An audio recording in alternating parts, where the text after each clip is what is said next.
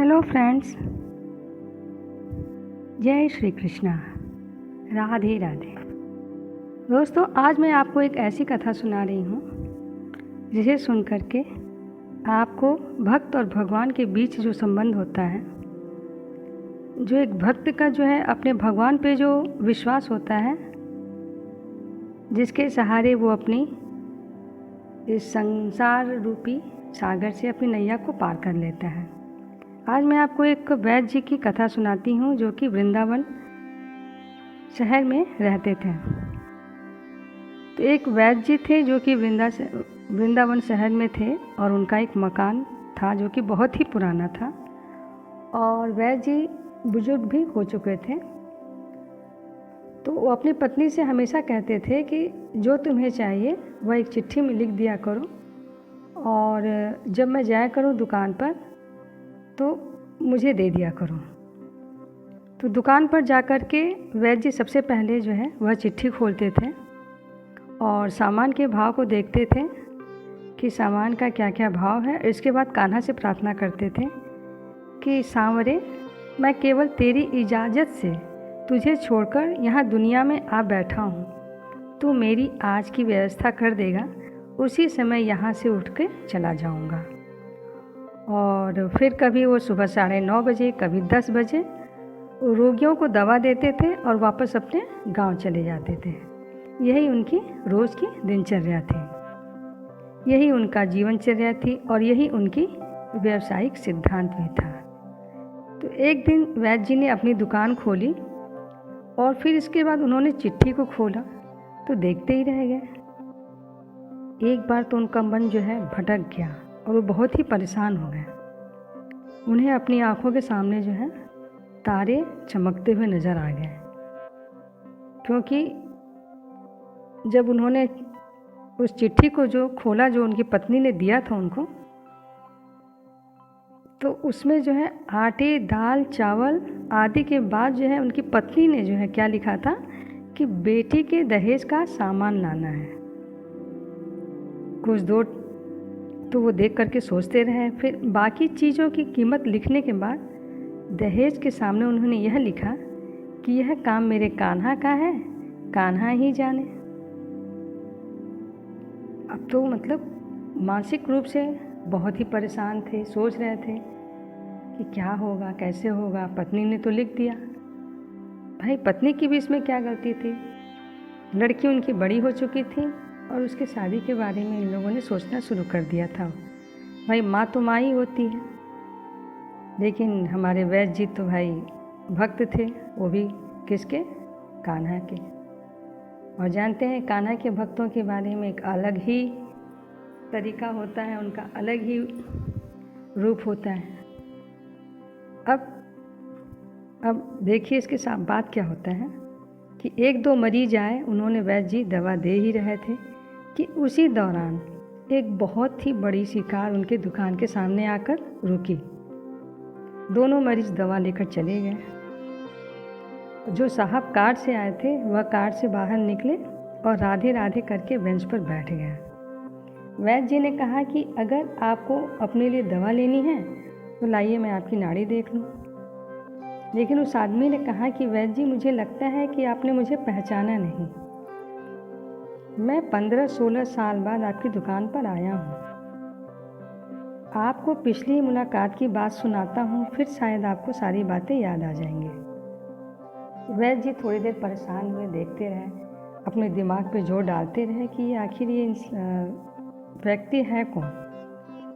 लेकिन बहुत देर तक अपने दिमाग पे उनको जोर डालने के बाद भी उन्होंने पहचाना नहीं। और वैद्य जी ने कहा कि ठीक है, आप बताइए कि आप क्या हैं, कहाँ से आए हैं। मैं आपके बारे में जानना चाहता हूँ, लेकिन मेरा ज़्यादा समय आप मत लीजिएगा।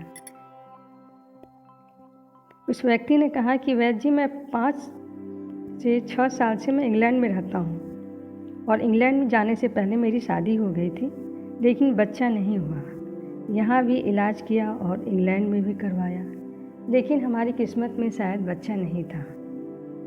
आपने कहा मेरे भाई, अपने भगवान से निराश ना हो, याद रखो उसके खजाने में किसी चीज़ की कोई कमी नहीं है।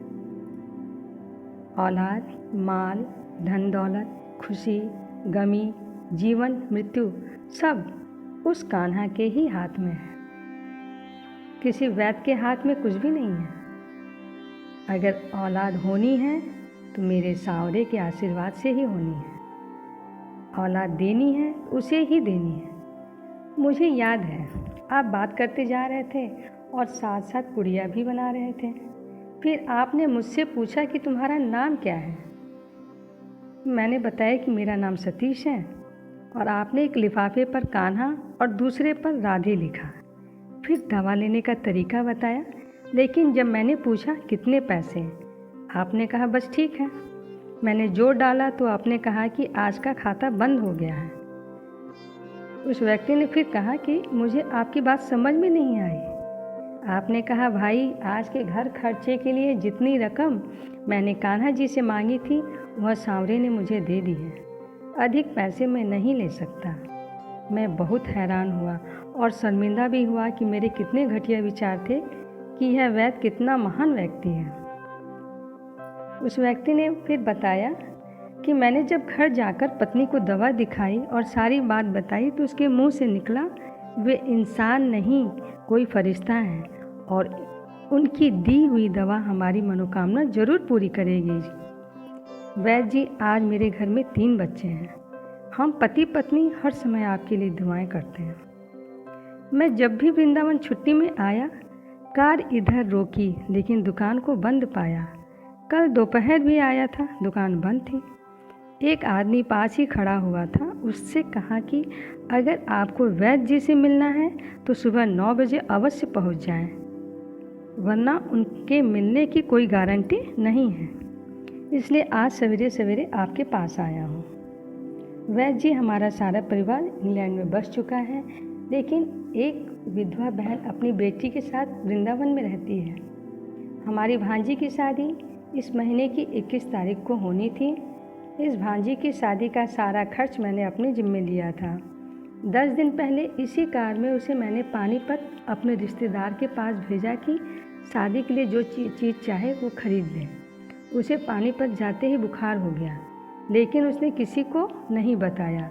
बुखार की दवा खाती रही और बाज़ारों में फिरती रही। बाज़ार में फिरते फिरते अचानक बेहोश होकर गिरी। उसे अस्पताल ले गए। वह बेचारी इस दुनिया से चली गई। उसके मरते ही न जाने क्यों मुझे और मेरी पत्नी को आपकी बेटी का ख्याल आया। हमने और हमारे सभी परिवार ने फैसला किया कि हम अपनी भांजी के सभी दहेज का साथ सामान आपके यहाँ पहुँचा देंगे। शादी जल्दी है तो इंतज़ाम खुद करेंगे और अगर अभी कुछ देर है तो सभी खर्चों के लिए पैसा आपको नकदी पहुँचा देंगे। आप कृपा करके मना मत करना। अपना घर दिखा दें ताकि सारा सामान मैं वहाँ पहुँचा जा सके। वैद्य जी हैरान परेशान होकर बोले, सतीश जी, आप जो कुछ कह रहे हैं मुझे समझ में नहीं आ रहा है। मेरा इतना मन नहीं है। मैंने तो आज सुबह जब पत्नी के हाथ की लिखी हुई चिट्ठी यहाँ आकर खोली, देखा तो मिर्च मसाला के बाद जब मैंने ये शब्द पढ़े, बेटी के दहेज का सामान, तो आपको पता है मैंने क्या लिखा? आप खुद यह चिट्ठी जरा देखें। सतीश जी यह देखकर हैरान रह गए कि बेटी के दहेज के सामने लिखा हुआ था, यह काम कान्हा का है, कान्हा ही जाने।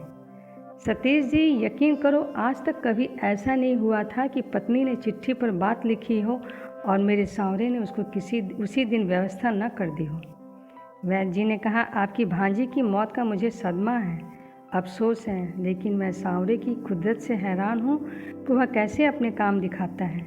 वैद्य जी ने कहा, जब से होश संभाला है मैंने बस एक ही पाठ पढ़ा है, शुक्र है मेरे सांवरे तेरा शुक्र है। तो भक्तों, ये है भगवान और भक्त के बीच का लेना देना। इसे लेना देना ही कहेंगे, क्योंकि भक्त जो है अपनी भक्ति भगवान को देता है और भगवान जो है उसके बदले में, उस भक्ति के बदले में अपने भक्त के लिए क्या से क्या कर जाता है।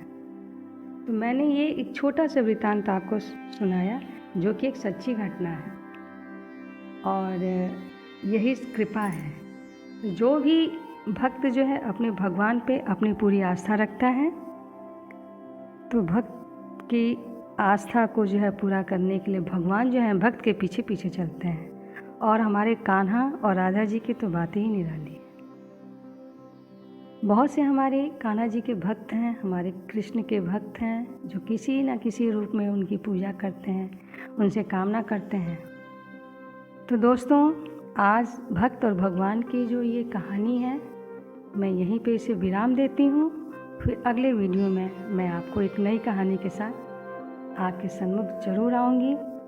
उसके लिए जो है आप मेरे इस वीडियो को देखें और मेरे इस चैनल को सब्सक्राइब करें और लाइक का बटन ज़रूर दबाएं।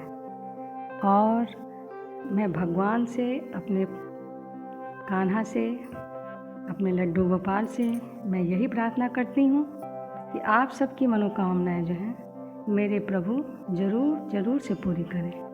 तो बोलो भगवान और भगवान के भक्तों की जय।